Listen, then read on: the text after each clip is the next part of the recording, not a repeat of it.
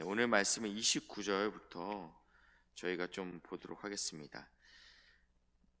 앞에는요, 부자 관원이 예수님께 찾아왔습니다. 어떻게 하여야 구원을 얻겠습니까?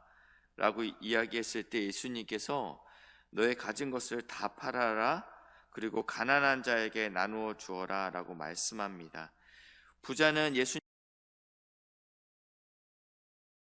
예수님의 도전을 받고 근심하여 돌아갔다라고 기록하고 있고, 예수님은 사람은 할 수 없고 하나님만이 하실 수 있다라고 이야기하고 있습니다.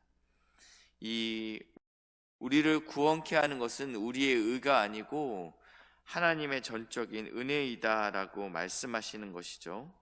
그런데 이 사도 베드로가 그때 이렇게 이야기합니다. 그러나 우리는 우리의 것을 다 버리고 주를 따랐나이다 라고 고백합니다. 방금 예수님께서 이 일은 사람이 할 수 없다, 하나님만이 하실 수 있다라고 이야기했는데, 베드로는 그러나 나는 내가 버렸다라고 이야기하고 있다라는 것입니다. 예수님 보시지 않았습니까?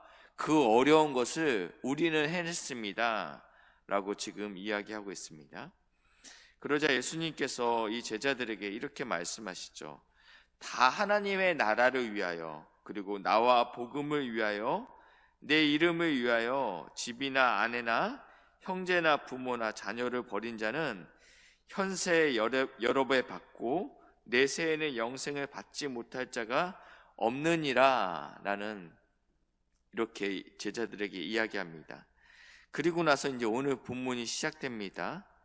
예수님께서 12제자를 데리시고 우리가 예루살렘으로 올라가노니, 이 누가복음에는 계속적으로 반복되는 이 문구가 있는데, 예루살렘으로 올라간다, 예루살렘으로 올라간다라는 이야기가 계속적으로 반복됩니다. 이것은 어떠한 의미가 있냐면, 예수님께서 이제 십자가 질 때가 가까이 왔다라는 의미가 있다라는 것입니다. 그러면서 예루살렘으로 올라가노니 선지자들을 통하여 기록된 모든 것이 인자에게 응하리라. 이 구약에 기록된, 구약의 예수님의 고난과 희생, 그리고 그 능욕, 침뱉음이 기록되어 있는데, 이러한 것들이 이제는 응할 때가 왔다라고 이야기합니다. 그러면서 32절, 예수님께서 3번에 걸쳐서 자신이 어떻게 순환받아야 될지에 대해서 제자들에게 미리미리 말씀하셨죠. 미리미리 말씀하셨는데 가이사라 빌립보에서 말씀하셨죠. 첫 번째는요, 기억하시죠? 너희들은 나를 누구라 하느냐? 주는 그리스도시요 살아계신 하나님의 아들입니다. 예수님께서 비로소 내가 왜 이 땅에 왔는지에 대해서 말씀하셨습니다. 놀라운 일이죠.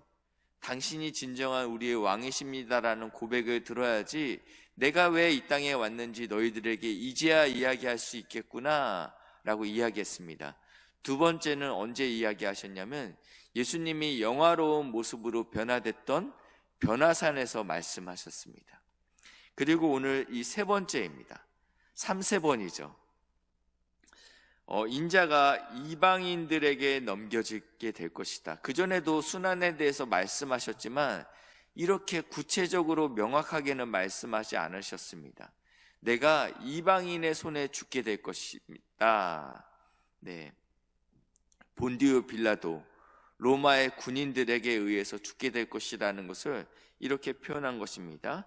그리고 그전에는 이 고난을 당할 것이라고만 이야기했는데, 이제는 희롱을 당하고 능욕을 당하고 그리고 침뱉음을 당할 것이다. 담임 목사님께서 이 부분에 대해서 이것은 저주다라고 말씀하셨습니다. 사실은 예수님은 우리의 죄를 위해서 십자가를 지셨죠. 그리고 예수님의 피가 우리에게 필요했습니다. 그러나 그분은 그 피뿐만 아니라 이러한 저주까지 받게 됩니다. 그러면서 33절, 그들은 채찍질하고 그를 죽일 것이나, 그러니까 구체적으로 어떠한 고난이 예수에게 임할 것인지 아주 구체적으로 기록하고 있습니다. 3일 만에 살아나리라 하시되, 그러니까 그러니까 예수님은 3번에 걸쳐서 자신이 어떠한 죽음을 당할 것인지 제자에게 이야기했으나 너무나도 아이러니한 것은 34절, 제자들이 이것을 하나도 깨닫지 못하였으니 이 말씀이 감추었으므로 그들이 그 이른 바를 알지 못하였더라. 누구보다도 명확하게 알아야 됐었던 이 제자들은 3번이나 예수님께서 말씀하셨지만 하나도 깨닫지 못했다. 왜냐하면 이 말씀이 감추어졌기 때문이다. 이 말씀을 언제 깨닫게 되냐면 오순절 성령 강림 사건 때 비로소 깨닫게 됩니다. 예수님이 부활했을 때도 깨닫지 못했습니다. 이들은 온전히 깨닫게 된 것은 오순절 성령 강림 사건 때입니다. 지금 수요예배 시간에 목사님께서 이 성령이 우리에게 왔을 때 우리에게 어떠한 유익이 있는지 지속적으로 반복적으로 말씀하시고 계신데, 바로 성령이 우리에게 임해야지 우리가 온전히 하나님의 말씀을 깨닫게 되기 때문입니다. 그리고 나서요, 사실은 이들은 영적인 시각장애인이었죠. 이들은 예수님을 따라다니는 제자들이었지만 영적인 시각장애인이었습니다. 35절부터는요, 이제는 바디메오가 등장합니다. 여리고에 가까이 가셨을 때 한 맹인이 길가에서 구걸하다가, 앞에는 영적인 시각장애인이었다면 지금부터는 육적인 시각장애인이 등장합니다. 이 여리고는 예루살렘으로 올라가는 초입입니다. 그러니까 지금부터 예루살렘까지 가는 길은 30km를 좀만 더 가면 됩니다. 그래서 이제 여리고를 지나가셔야 됐죠. 근데 그 길가에 맹인이 앉아서 구걸하고 있습니다. 왜냐하면 예수님은 유월절을 지금 기점으로 예루살렘으로 올라가고 있기 때문에 명절이 가까워질 때마다 이 순례객들이 예루살렘으로 올라가는 순례객들이 이 예루살렘을 지나가게 됩니다. 이럴 때 이 거린들, 장애우들이 많은 또 배고픔을 해결하게 됩니다. 아마 이 바디메오도 그래서 그곳에 앉아 있었을 것이다 라고 추측하게 되는데, 무리가 지나감을 듣고, 이 예루살렘으로 올라가는 순례객들이었죠. 무리가 지나감을 듣고 무슨 일인가 이제 놀란 거죠. 원래는 한적했던 이 길가인데 지금 시끌벅적한 것입니다. 그래서 무슨 일인지 무리들에게 묻자 이들이 이렇게 이야기합니다. 나사렛 예수께서 지나가신다. 이 무리는 예수에 대해서 나사렛 출신의 예수다. 그러니까 이제 아주 시골 동네죠. 나사렛에서 무슨 선한 것이 날 수 있겠느냐? 라는 그 당시에 시대적 그 사고관이 이들에게 이렇게 반영되는 것입니다. 그때 맹인이 외쳐 이르되, 어떻게 외쳐 이르냐면 나사렛 예수여 라고 외치지 않습니다. 다윗의 자손 예수여 나를 불쌍히 여기소서 라고 고백하고 있습니다. 한 개인이 이 사복음서 안에서 다윗의 자손 예수여 라고 고백한 사건은 이 사건이 첫 번째 사건입니다. 놀라운 일이죠. 왜냐하면 이 다윗의 자손이라고 고백하는 순간 이것은 그리스도를 의미하고 있기 때문입니다. 마가복음 12장 35절 말씀인데, 예수께서 성전에서 가르치실새 대답하여 이르시되 어찌하여 서기관들이, 이 서기관들은 누굽니까? 성경에 박식한 자들이죠. 그리스도를 다윗의 자손이라 하느냐? 이 서기관들은 이 성경 말씀을 분명히 알고 있음에도 불구하고 예수를 다윗의 자손이라고 고백한 적이 없습니다. 그렇지만 언젠가 메시아가 온다면 그는 분명 다윗의 자손이다 라고 이 성경을 박식하게 알고 있었던 사람들이 분명한 이해였습니다. 그런데 오늘 이 맹인이 나사렛 예수라는 이야기를 들었을 때 아주 분명하게 고백하고 있다는 것입니다. 다윗의 자손 예수여 나를 불쌍히 여기소서. 그런데 39절, 앞서가는 자들이 그를 꾸짖어 잠잠하라 하되, 우리가 이 말씀을 읽으면 떠오르는 또 사건이 있습니다. 예수께 자신의 어린아이를 데리고 나오는 사건을 기억하십니다. 그때 사람들이, 이 제자들이 이 어린아이를 데리고 나오는 이 사람들을 꾸짖게 됩니다. 어디 감히, 예수님 바쁘신 분이야. 예수님은 큰 일을 행하실 분인데 너같이 아무 힘도 없고 능력도 없는 어린아이들을 예수님께 데리고 오는 것은 바람직하지 못해 하고 꾸짖었죠.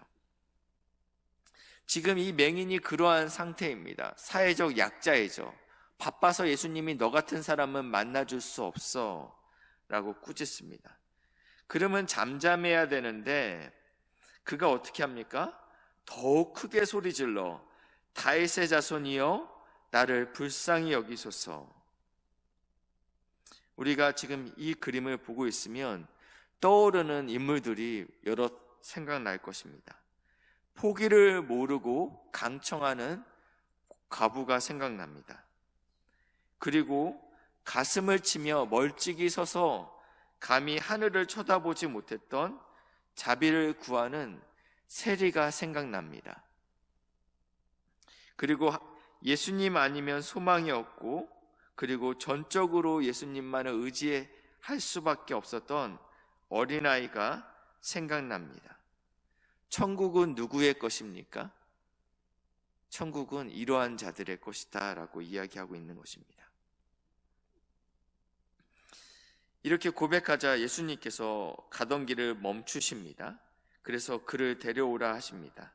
그러면서 41절, 내게 무엇을 하여 주기를 원하느냐? 라고 물었을 때 이 맹인은 놀라운 고백을 하죠. 주여, 보기를 원하나이다 라고 고백합니다. 이것은 믿음에서 나오는 고백입니다. 왜냐하면 이사야 35장 5절 6절에 보시면, 5절만 보시겠습니다. 이사야 35장, 제가 읽겠습니다. 35장 5절인데, 그때에 맹인의 눈이 밝을 것이며, 또 이사야 42장 6절 7절에도 그날이 되면, 우리가 기다리던 그 메시아가 오게 되면 앉은 자가 뛰게 될 것이고 맹인은 보게 될 것이다 라고 분명히 예언되어 있습니다. 그런데 지금 이 여리고에 있던 이 맹인은 이 나사렛 예수, 이 다윗의 자손 예수가 오게 되면 내게 어떠한 일이 일어날 것인지 너무나도 분명하게 말씀에 근거하여 알고 있었다라는 것입니다. 누가 진정 눈을 보지 못하는 자입니까? 주님, 다른 사람들은 버리고 따르지 못했지만 저희들 보십시오. 저희들 12명은 배도 버리고 그물도 버리고 가족을 버리고 모든 것을 버리고 예수님을 따랐습니다라고 고백하는 이 고백이 참된 고백입니까? 아니요, 그들은 예루살렘으로 올라가면 올라갈수록 그 안에 내가 얻을 것들에 대한 기대로 가득 찼던 사람들입니다. 예수님이 드디어 예루살렘으로 올라가는구나, 이제는 왕이 될 텐데 내가 그 우편에, 그 좌편에 앉아야 되겠다라는 그 움켜짐으로 가득했던 자들이 이 제자라는 것입니다. 그리고 이 제자들은 예수님의 말씀을 하나도 깨닫지 못했습니다. 그러나 이 맹인, 아무것도 볼 수 없었던 이 맹인, 그리고 포기를 모르고 강청했던 과부, 그리고 가슴을 치며 하나님 앞에 자비를 구했던 이 세리, 그리고 전적으로 아무것도 가진 것이 없어서 예수님만을 의지할 수밖에 없었던 이 어린아이, 그리고 오늘 이 맹인까지 하나님의 나라는 이러한 자들의 것이다 라고 계속적으로 반복적으로 우리에게 말씀하고 있습니다. 오늘도 우리가 하나님 앞에 나왔습니다. 어떠한 모습으로 나오셨습니까? 우리는 깨닫지 못하고 버릴 수 없고 또 알 수도 없는 존재입니다. 주님, 제 안에 가능성이 없습니다. 저를 불쌍히 여겨 주시옵소서. 오늘도 하나님의 긍휼하심에 우리를 던지는 이 새벽 되시길 주님의 이름으로 축복합니다. 기도하시겠습니다. 좋으신 하나님, 감사합니다. 우리를 불쌍히 여겨 주셔서 우리를 던지는 이 새벽 되시길 주님의 이름으로 축복합니다. 기도하시겠습니다. 좋으신 하나님, 감사합니다. 우리를 불쌍히 여겨 주셔서 우리를 던지는 이 새벽 되시길 주님의 이름으로 축복합니다. 기도하시겠습니다. 좋으신 하나님, 감사합니다. 우리를 불쌍히 여겨 주셔서 영적으로 눈이 멀었고 또 다리를 절고 있지만 이 새벽의 시간 하나님께서 우리를 볼 수 있도록 영적인 눈을 띄워주시니 감사합니다.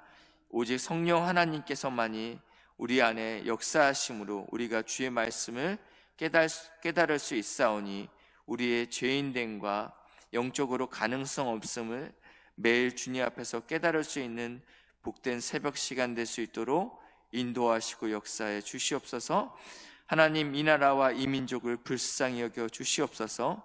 다시 한번 주님을 두렵고 떨림으로 섬길 수 있는 나라가 되게 하시고, 좌우가 분열되었는데 하나님 교회가 앞장서서 화합을 이룰 수 있는 복된 공동체가 될 수 있도록 인도하시고 역사해 주시옵소서.